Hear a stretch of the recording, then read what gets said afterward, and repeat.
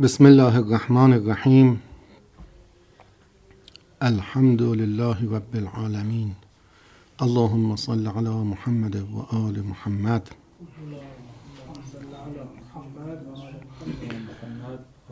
ملک الشعراء محمد تقی بهار میگه از پی تعظیم نام نامی زهراست این که خمیده است پشت گنبد دوار. خیلی بیت قشنگی است. از پی تعظیم نام نامی زهراست این که خمیده است پشت گنبد دوار.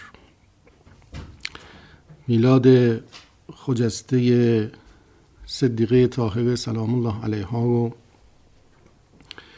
به خورشید و ماه و ستارگان، به دریا و کوه و جنگل و بیابان، به ساکنان صوامع ملکوت در آسمان، به ملک و انس و جان، کودک و پیر و جوان، به عموم اهل ایمان، خاصه محضر همایون صاحب الزمان، تبریک و تهنیت عرض می کنم. اللهم صل علی فاطمه و ابیها و بعلها و بنیها و السر المستودع فیها بعدد ما احاط به علمک. رسیدیم به اینجا که وقد روت العامة والخاصة قوله صلی الله علیه و آله و سلم اقضاکم علی والقضاء هو الفقه. خب این اقضاکم علی را نبی اکرم فرموده است و بسیار روایت شده است و اگر به معنای قضاوت باشد، قضاوت دانش فقه هست که این هم اشاره می کند که فهو اذن افقههم، این در دنباله اون بحث فقه پیشین بود. و روى الكل ایضا انه علیه السلام قال له وقد بعثه الى اليمن قاضيا اللهم اهد قلبه وثبت لسانه قال فما شككت بعدها في قضاء بين اثنين. وقتی که نبی اکرم امیرالمؤمنین را به یمن فرستادند برای قضاوت، دعا کردند برای ایشان اللهم اهد قلبه و ثبت لسانه. و امیرالمؤمنین فرمودند که بعد از دعای پیامبر دیگه من در قضای بین دو نفر هیچگاه به تردید نیفتادم، همیشه میدانستم. و هو علیه السلام الذي افتى في المرأة التي وضعت لستة اشهر و هو الذي افتى في الحامل الزانیه. خب قضاوت های امیرالمؤمنین یکی از مسائلی است که خیلی مورد توجه قرار گرفته و کتاب‌های خاص هم براش تألیف شده و عجائب و احکام امیرالمؤمنین هست، نسخه کهن تو کتابخانه ملی داره و این قصه ها خیلی زیادن. البته خب به بسیاریشون نمیشه اعتماد کرد به خاطر اینکه مرسل روایت میشن و داستان‌هایی است که حالا قضاوت‌های عجیبی است که ممکنه که چون شهره این قضاوت‌های عجیب به امیرالمؤمنین هست و نظرات صائبی که در مسائل پیچیده گفتن، شاید خیلی ها باز اونها رو هم ملحق به قضاوت‌های امیرالمؤمنین کردند. همین سخنی که در دیوان امیرالمؤمنین هست، همین سخنی که در حکمت‌های امیرالمؤمنین هست، چون منبع حکمت است و حکمت‌های عالی دارد. معمولاً خیلی از نویسنده ها حکمتی رو که قائلشون نمیشناسن خیلی راحت به امیرالمؤمنین نسبت دادن، لذا در خب خیلی از این موارد نمیشه به دیده علمی و دقیق نگاه کرد و به صورت احتمال میشه نسبت داد، غیر از اون حالا مواردی که مستند هستن.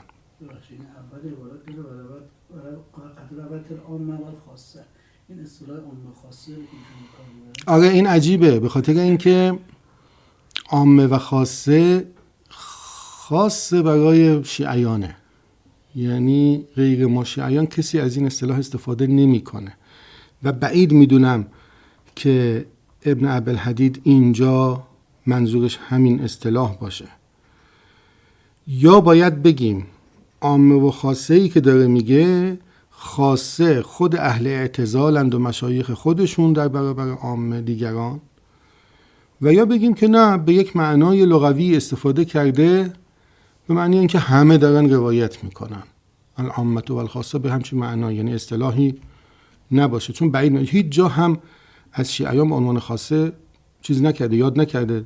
چند موردش که گذشت، بعد از این هم تو شرحش زیاد میاد، همه جا میگه شیعه، از شیعه و از شیعه. و این عامه و خاصه ای که اینجا گفته خیلی بعیده که همون معنای مصطلح خودمون باشه. همچنان که بعدش هم میگه وقال کل ایضا، یعنی همه. فکر میکنم اینجا هم بیشتر معنای لغوی اراده شده باشه. خب و هو علیه السلام الذي افتى في المرأة التي وضعت لستة اشهر و هو الذي افتى في الحامل الزانیه. نمونه هایی از قضاوت های امیرالمؤمنین رو آورده. یکی زنی که 6 ماهه زایید.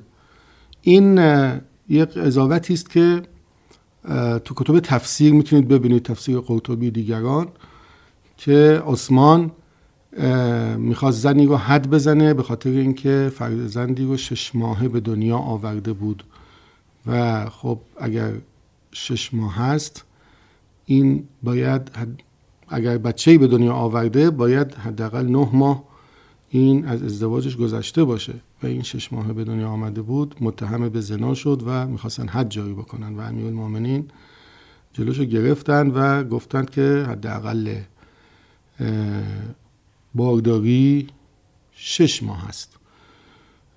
برای اینکه هرچند که خب ما در قرآن زمان بارداری رو نداریم، ولی زمان شیردهی رو داریم، یعنی حق پدر و مادر رو که میخواد خدا بیان بکنه. اون چیزی که بر عهده مادر است و بر عهده پدر نیست، یکی حملشه که او را به دنیا بیاورد و یکی هم شیر دادنشه. این دیگه کار پدر نیست و این دوتا رو گفته 30 شهرن، در 30 ماه مادر گرفتار بچه است. اینقدر هست دیگه، مادر تا 30 ماهش گرفتار بچه است، یا بهش حامله است یا داره شیرش میده.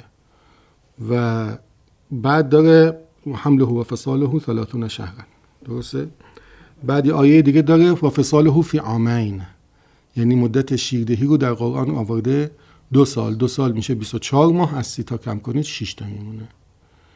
بنابراین مدت حمل رو در قرآن 6 ماه دانسته است، نه 9 ماه. با همین استناد به این 2 تا آیه امیرالمؤمنین منع میکنه از جاری شدن حد. یعنی این عنایت رو به آیات متعدد قرآن نداشتند که این رو ازش نتیجه بگیرن. و هو علیه السلام الذي افتى في المرأة التي وضعت ل6 اشهر و هو الذي افتى في الحامل الزانیه. این هم احتمالاً اشاره است به یه داستانی که توی چیز هست، توی تهذیب شیخ طوسی هم آمده، کلینی هم روایت کرده که یکی که زنی که خودش گواه شد بر زنای خودش خواستن حد بزنن و امیرالمؤمنین جلوش گرفت، گفت برای اینکه باید خودش کشته بشه و بچهش گناهی نکرده، بنابراین باید این حد وقتی جاری شود که بچه به دنیا آمده باشد. بعد که مثل که بچه به دنیا میاد، باز هم ایشون میفرماد که خب باید شیر بخوره، بچه جزء حقوقشه که شیر بخوره، مگر اینکه کسی شیر دایه‌ای پیدا بشه شیرش بده یا کسی که تکفلش بکنه، بعد باید حد جاری بشه. یه جوری حقوق بچه رو رعایت کرده است حضرت در این داستان. و هو الذی قال فی المنبریة صار ثمنها تسعا. این هم مربوط به یکی از قضاوت‌های حضرت.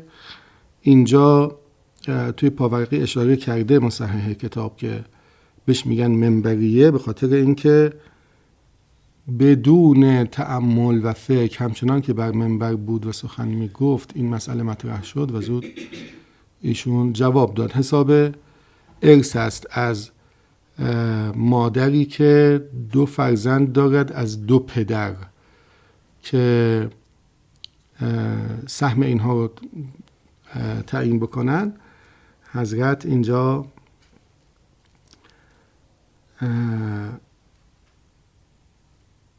خیلی سریع محاسبه کردن ارث رو، چون عول داره بنابراین یه خود حسابش سخت میشه. وهذه المسألة لو فكر الفرضي فيها فكرا طويلا لاستحسن منه بعد طول النظر هذا الجواب. میگه این مسئله است که فرضی کسی است که علم فرائض میداند، یعنی علم میراث و دانش تقسیم ارث رو داره. اصحاب الفرائض هم یعنی همون ورثه، بهش میگن فریضه به ارث. میگه لو فکر الفرضی فیها فکرا طویلا، اگر کسی که کارش تقسیم ارث است طولانی فکر کنه و به این نتیجه برسه، ازش میپسندند بعد طول النظر هذا الجواب، این جواب رو ازش بعد از طول نظر میپسندند. فما ظنک بمن قاله بدیهةً، پس چه برسد به کسی که به بداهه و بدون تفکر و تأمل حساب رو انجام داده باشه. واقتضبه ارتجالاً، یعنی همون بدونه، یعنی همون قاله بدیهةً. اقتضاب یعنی همین ارتجال، و ارتجال یعنی سخنی را به بداهه گفتن، بلا رویت، بلا فکر، بدون اینکه آمادش کرده باشه کسی حرفی بزنه. واقتضبه ارتجالاً یعنی به بداهت بیان کرده باشه. و من العلوم علم تفسیر القرآن. خب داره میگه که همه علوم به امیرالمؤمنین علیه السلام منتهی میشود. از علوم چیز داریم؟ علم تفسیر قرآن داریم. و عنه اخذ، علم تفسیر قرآن هم از ایشان گرفته شده. و منه فرع، و از ایشان فرع یافته است. و اذا رجعت الى کتب تفسیری علمت صحت ذلك. کافیه به کتاب‌های تفسیر مراجعه بکنید تا صحت این سخن بر شما آشکار شود. لأن اکثره عنه و عن عبدالله ابن عباس، اکثر آنچه که در بیان آیات در کتب تفاسیر می‌بینید از امیرالمؤمنین و عبدالله ابن عباس است. وقد علم الناس حال ابن عباس فی ملازمته له و انقطاعه الیه. و همه می‌دانند که ابن عباس چقدر ملازم امیرالمؤمنین بوده و منقطع به ایشان بود. انقطاع وقتی با اله میاد به معنای التزام، یعنی لزمه، انقطع الیه یعنی لزمه. و انه تلمیذه و خریجه، همه میدانند که ابن عباس شاگرد علی ابن ابی طالب است و فارغ التحصیل اوست. و قیل له این علمک من علم ابن عمک. خب چه نسبتی دارد علم تو جناب آقای ابن عباس و علم ابن عمک؟ فقال كنسبة قطرة من المطر الى البحر المحيط، مانند نسبت قطره بارانی به اقیانوس. محیط یعنی اقیانوس. اینم از تفسیر. و من العلوم علم الطریقة والحقیقة، علم اهل تصوف و احوال التصوف. وقد عرفت أن أرباب هذا الفن في جميع بلاد الإسلام إليه ينتهون. و میدانی که ارباب طریقت و حقیقت همه صوفیان در جمیع بلاد اسلام منتهی به امیرالمؤمنین علیه السلام میشن. و اینو خب دیگه کاملا آشکارا میبینیم. همه فرقه های تصوف با همه شعب زیادی که دارن، تنوعی که دارن در شیعه و سنی، در نمیدونم ایران و هند و مصر و نمیدونم اروپای شرقی و هر جا، شام و هر جا که همه فرقه ها در طول تاریخ که میبینیم خرقه ارادت دارن و این خرقه ارادت رو مثل اجازه روایتی که علما دارن اینها میرسونند به علی ابن ابی طالب. یه دونه فقط استثناء هست و اونم نقشبندی ها هستن. نقشبندی ها اون هم بعضیاشون، نه همشون. باز نقشبندی ها هم به امیرالمؤمنین علیه السلام خرقه‌شون رو میرسونن، ولی اونها برخیشون به امام صادق علیه السلام و از اونجا به جدشون و به ابوبکر میرسانند خرقشون رو. یک استثناست در کل فرق اهل تصوف، همشون به امیرالمومنین علیه السلام میرسونند. ببینید این نه میگم دیگه، اینا میرن سمت ابوبکر، وگرنه میان به سمت، همه میان به سمت امیرالمومنین. و معمولا هم ببینید اینا اصلا یه مقداری متأخرن ها، یعنی شاید بعد از دوره مغوله که این سلسله ها اینجوری دارن سنداشون رو بیان میکنن، وگرنه تو اون صوفیان متقدم نداریم این، یا من نمیشناسم. به هر حال معمولا حالا کسی خرقه ای از کسی میگیره، ولی اینکه اینجوری سلسله رو برسونن دیگه تو این قرون بعدیست. معمولا به امام رضا علیه السلام میرسونن و از امام رضا با همین ائمه ما میرن بالا، میرسونن به امام حسین علیه السلام و امیرالمومنین امام حسن هم وجود نداره، و بعد به پیامبر و بعد به خدمت شما عرض شود که جبرائیل و به خداوند. یه عده‌ای به حسن بصری میرسونن، یه عده‌ای به کمیل میرسونن، همه یه جوری منتهیش میکنن به علی ابن ابی طالب. ولی خب به هر حال ببینید، من میگم که امیرالمومنین در دنیای اسلام بسیار شخصیت مهمیه، یعنی در بالا بعد از پیامبر بگم یا در کنار پیامبر بگم یا قبل از پیامبر بگم حرف گزافی نیست، به خاطر جمعیت. خب یکی شیعیانه که امیرالمومنین از جهت اجتماعی میگم ها، نه مرتبتی که براش قائلیم. طبیعتا ما نبی اکرم رو از امیرالمومنین برتر میدونیم، ولی از جهت اجتماعی حضور پررنگتری داره امیرالمومنین در میان شیعیان تا نبی اکرم.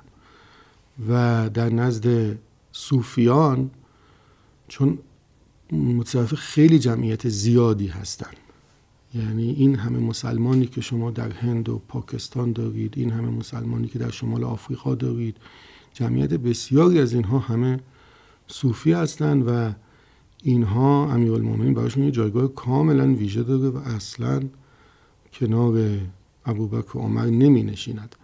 بنابراین واقعا جایگاه اجتماعی امیرالمومنین در دنیای اسلام خیلی زیاده. وقد عرفت ان ارباب هذا الفن في جميع بلاد الاسلام الیه ینتهون و عنده یقفون. غیر از اون خرقه ارادتی که هست، یک خرقه تبرک هم دارن البته که ربطی به بحث ما نداره. خرقه تبرک مثل اینه که چون به هر حال اینها همیشه باید با یک دلیل راه طی طریق بکنند، یعنی کسی که خرقه میده کسیه که من ازش راه خلاصه پیمودن این سلوک معنوی از مقامات تبتل تا فنا، پله پله تا ملاقات خدا رو دارم طی میکنم.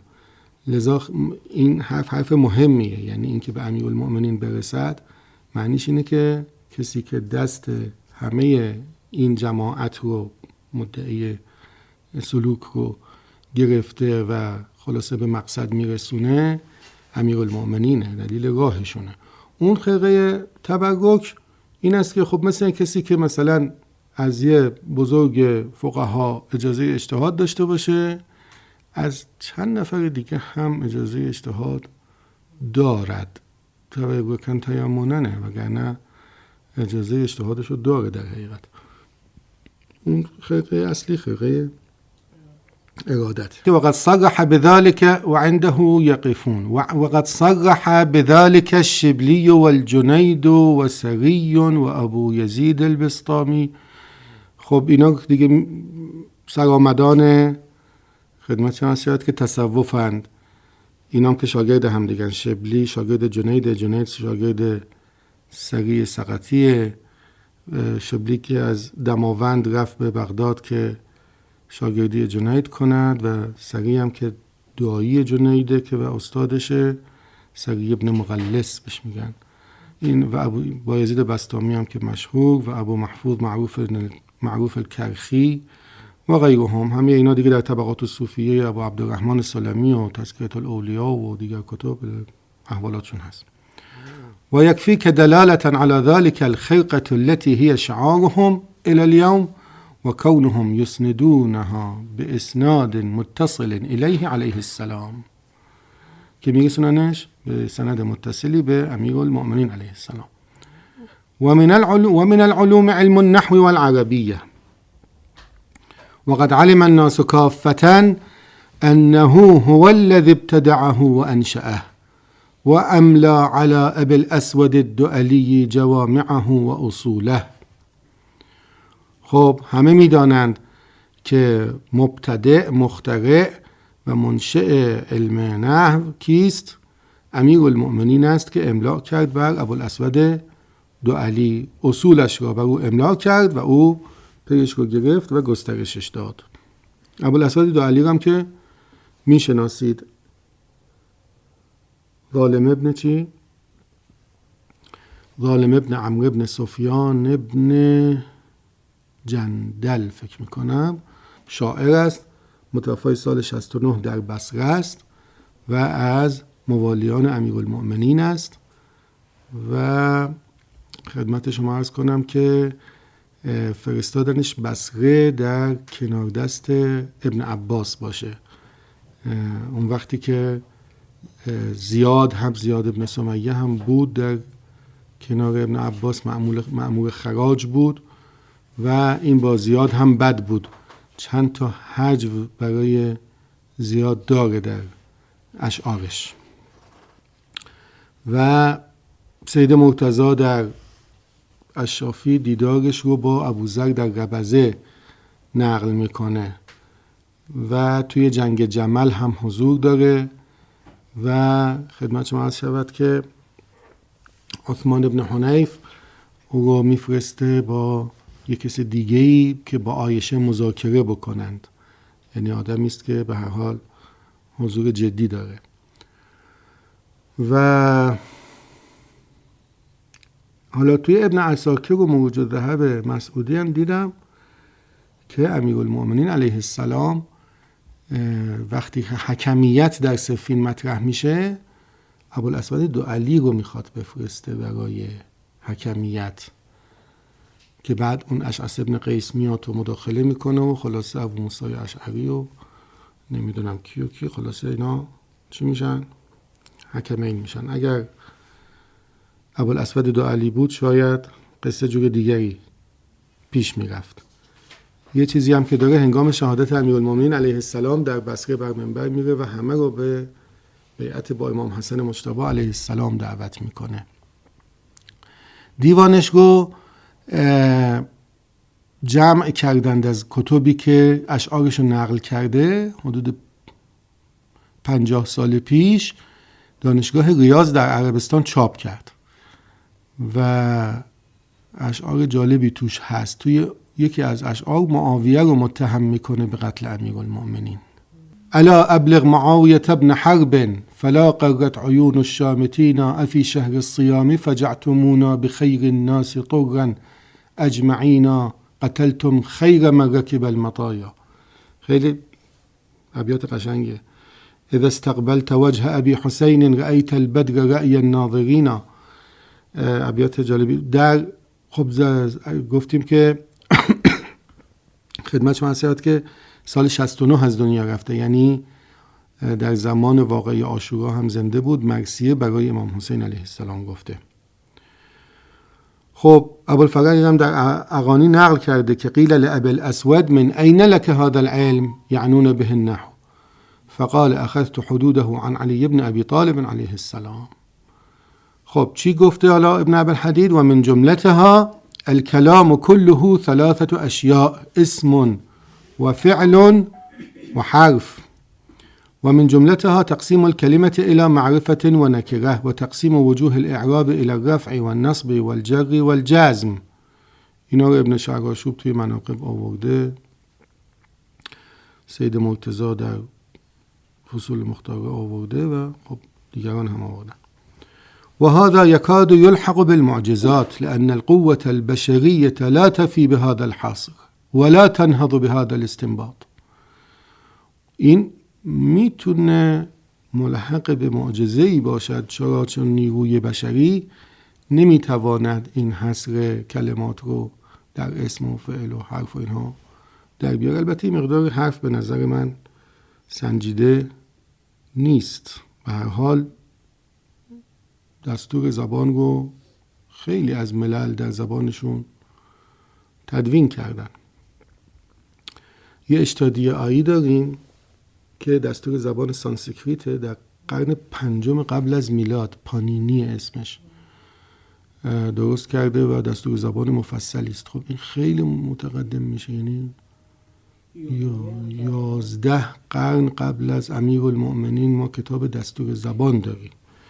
تو یونانی ما تو قرن 2 قبل از میلاد تقسیم کلمه به اسم و فعل و حرف داریم و توی لاتینی هم باز نمیدونم قرن قبل از 2 قبل از میلاد ما گرامر داریم که بعد میشه مبنای گرامرهای زبانهای اروپایی.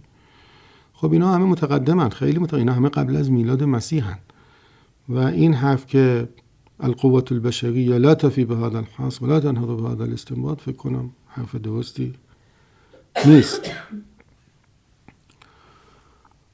دیونوسیوس اون کسی است که گرامر زبان لاتین رو در قرن 2 پیش از میلاد نوشت.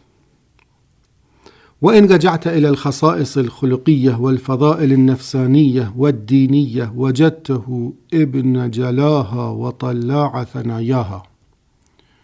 خب اگر هم که برگردیم به خصائص اخلاقی و فضائل نفسانی که دیگه امیرالمؤمنین را سید این خصائص خواهیم یافت. طلاع ثنایا یعنی کسی که مجرب است، کارهایی رو کرده است، راههایی رو رفته است و میداند و با احاطه و تدبیر انجام میدهد. بهش میگن طلاع الثنایا یا بهش میگن طلاع الانجد. انجد جمع نجده، نجد به معنی راه کوهستانیه و کسی است که خلاصه راه بین کوه ها رو میشناسد. طلاع المعرفه یعنی کسی که کنجکاوه، میخواد بدونه. و طلاع ثنایا یعنی کسی که خلاصه با تدبیر است، راه ها رو میشناسد. ابن جلا هم که یعنی بسیار روشن، معروف، آشکار، یک شخصیتی که خیلی آشکار باشه میشه ابن جلا. به ماه هم شاید به خاطر آشکاریش در آسمان شب بهش میگن ابن جلا. پس طلاع الثنایا. خب ثنیه هم همین به معنای نجد است. ثنیه هم به معنای راه کوهستانی است. و اما الشجاعه فانه انسى الناس فيها ذكر من كان قبله و محى اسم من یأتی بعده. در شجاعت که دیگه آن کسی که قبل از او بود را همه فراموش کردند و آن شجاعی که پس از او بود را هم اسمشو محو کرد امیرالمؤمنین. و مقاماته فی الحرب مشهورة یضرب بها الامثال الى یوم القیامه. دیگه تا روز قیامت صحبت از شجاعت امیرالمؤمنین است. در جنگ ها در شجاعت شیر ربانی استی، در مروت خود که داند کیستی. و شاعران تا روزگار ما همه در شجاعت مثال امیرالمؤمنین رو میزنن، مثال ذوالفقار امیرالمؤمنین رو میزنن. و هو الشجاع الذی ما فر قط. هیچگاه فرار نکرده است، باز نگشته است. این خیلی جالبه. من یه روایتی رو یادم میاد در یکی از کتابای شیخ صدوق خوندم، شاید آیون بود، یادم نمیاد کجا خوندم، که امیرالمؤمنین فرمود من 3 جا برای مرگ رفتم، یعنی بر این باور بودم که دارم میرم الان بمیرم. یکیش در جنگ بدر بود که وقتی پیامبر به من شمشیر داد و گفت برو جلو به جنگ، من مطمئن بودم که الان کشته میشم، چون اینها سپاه کفار پر از پهلوانانی بود که اینا جنگ آزموده بودن، در جنگ‌های عرب‌ها شرکت کرده بودن و من نوجوانی بودم که تا حالا اصلا هیچ جنگی شرکت نکردم و بنابراین مطمئن بودم الان میرم اونجا پاره پاره میشم و با این حال دستور پیامبر بود رفتم جلو و خب شجاعتی چیز کرد که طبیعتاً پیروز شد بر اون کسی که باش می جنگید همیشه و هیچ وقت هم فرار نکرد. یکیش هم لیلة المبیت تو اون روایت میگه وقتی که جای پیامبر خوابیدم مطمئن بودم امشب شبیه که من کشته میشم. و هو الشجاع الذي ما فرقط ولا ارتاع من کتیبة ولا بارز احدا الا قتله. پس هیچ وقت فرار نکرد حضرت، کرار غیر فرار است. ولا ارتاع من کتیبه، ارتاع یعنی فزعه، یعنی آشفته بشه، بترسه.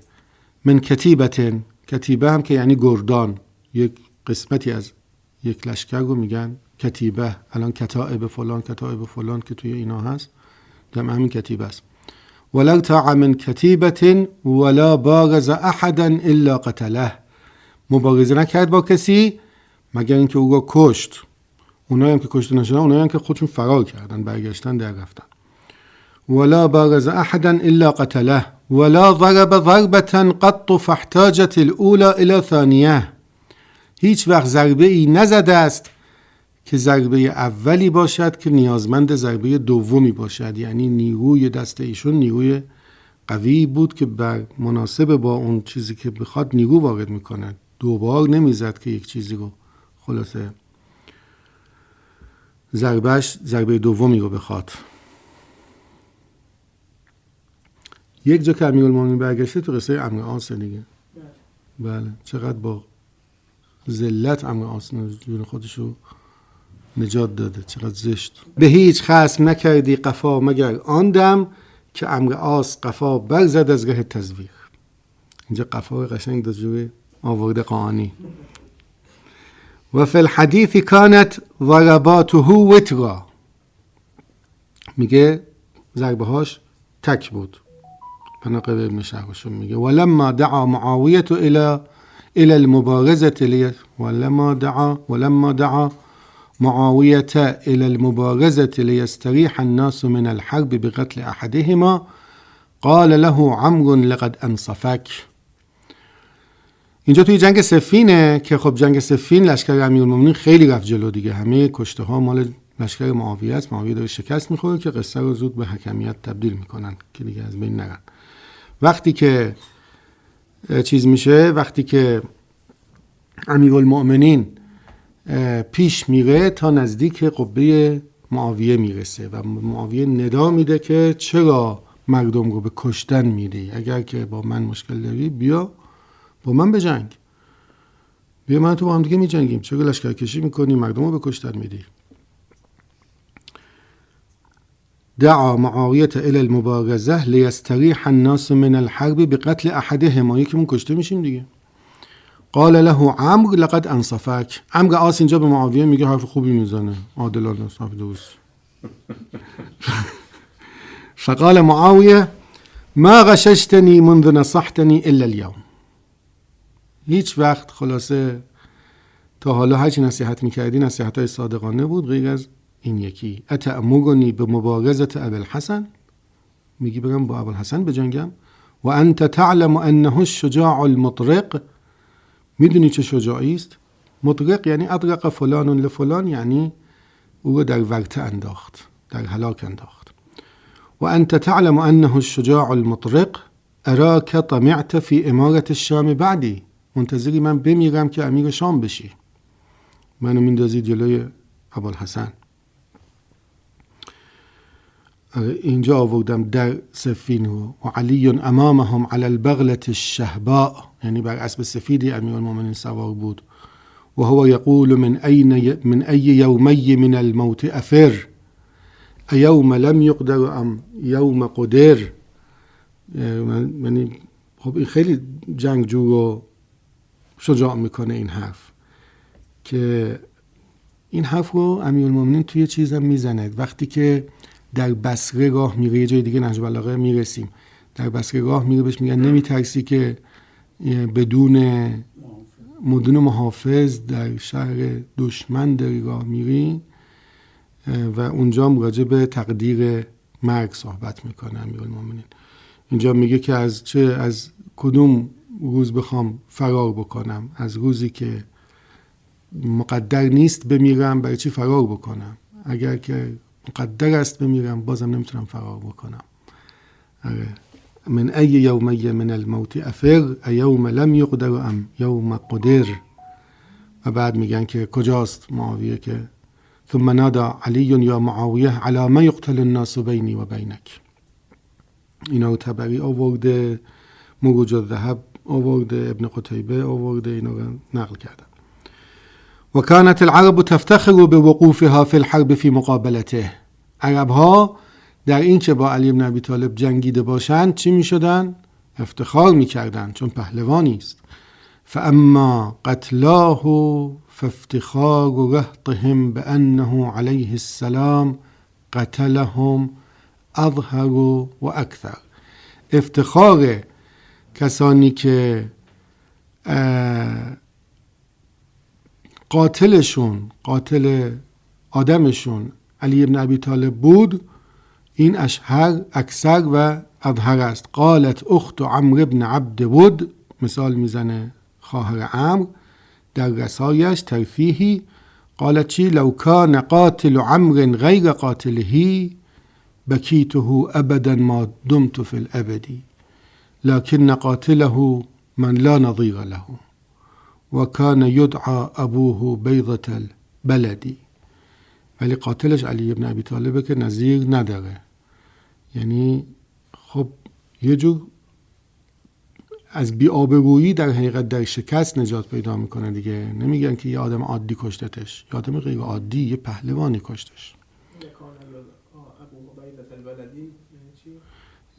بیضة البلد یعنی آدم معتبر، کسی که همه قبولش دارن، بهش میگن بیضة القبل. آره این بزرگزاده است.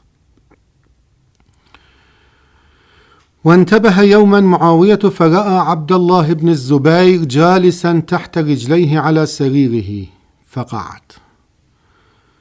متوجه شد معاویه در روزی که عبدالله بن زبیر پایین پاش بر سریرش نشسته است. نشست. فقال له عبدالله يداعبه يا امیر المؤمنین لو شئت ان افتك بك لفعلت. میگه باشه شوخی کرد، گفت اگه بخوام تو رو یک بار بکشم، چون فتک به معنای کشتن در غفلته، یک بار یکی رو بزنی بکشی حواسش نباشه، ترور. فقال له عبدالله يداعبه يا امیر المؤمنین لو شئت ان افتك بك لفعلت. فقال لقد شجعت بعدنا یا ابا بکر. واسه ما شجاعم شدی. ترجمهش دقیقا اینجوری میشه. قال وما الذي تنكره من شجاعتي. چیه شجاعت منو میخوای انکار کنی؟ وقد وقفت، در حالی که من وقد وقفت في الصف ازاء علی بن ابی طالب، من با علی بن ابی طالب جنگیدم. معاویه چی جواب داد؟ قال لا جرم انه قتلك واباك بيسرى يديه وبقيت اليمنى فارغة يطلب من يقتله بها. یعنی حرف چرت نزن. تو اگه با علی جنگیده بودی الان خودتو باباتو کشته بود با دست چپش، دست راستش هم هنوز منتظر بود کسی دیگه رو بزنه. و جملة الامر ان كل شجاع في الدنيا الیه ینتهی و باسمه ینادی فی مشارق الارض و مغاربها. خب بنابراین نمونه و الگوی شجاعت شده است و دلیران و شجاعان نام او را صدا می کنند. السلام علیکم و رحمت الله و برکاته.